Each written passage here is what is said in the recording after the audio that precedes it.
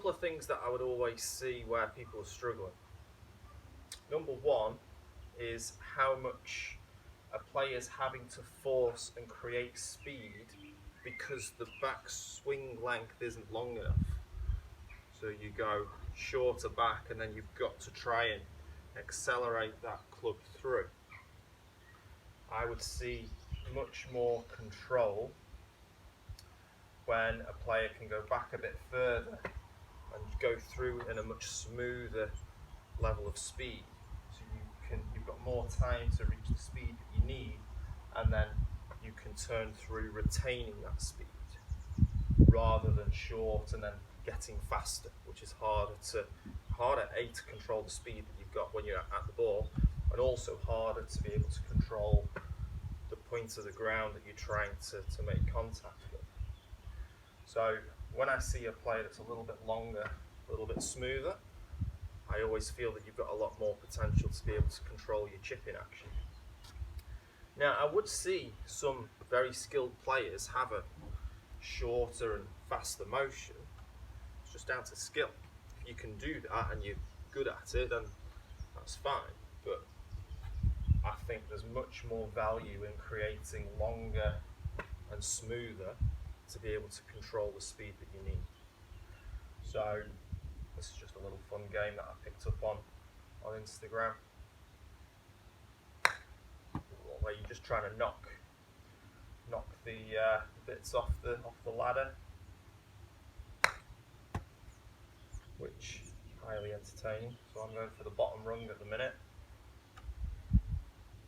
We had it. Just a fun little exercise to go through, which is helping you not only to control technique through power and swing length, but also trajectory and height, so you can play around with different clubs or open the face up a little bit more.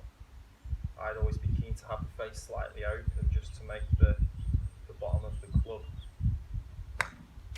So the other thing that I would pick out that I see a lot of players make the mistake of doing is getting the golf ball too far back in the stance, which means that they lean the shaft forwards a lot, which, particularly if you're trying to get the ball in the air, if you're trying to play a chip and run, like a really low running shot, I can get that to an extent, but there's no reason why you couldn't play it more in the middle and take less loft.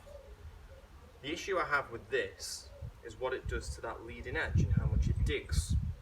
I put a video on my channel previously about this, and what it causes people to do is, firstly, you're going to be steep.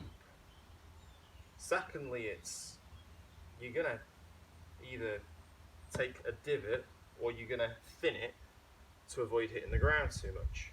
So one of the things that I always look to try and create in someone's chipping action is a ball position that's more neutral, more in the middle.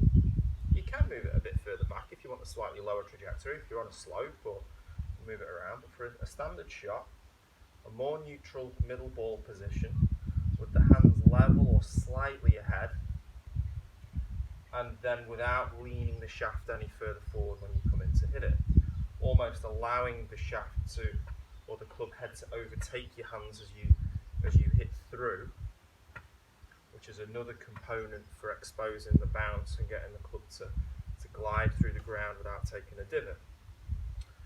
So that might be a system that's very different to one that you would normally use, which is why it's a good opportunity now to try and get into that, because that'll change the loft that you have, the distance that you can hit it. So now's a good time to get into that, working on trying to get the ball more central with the shaft of the club more vertical rather than leaning forwards.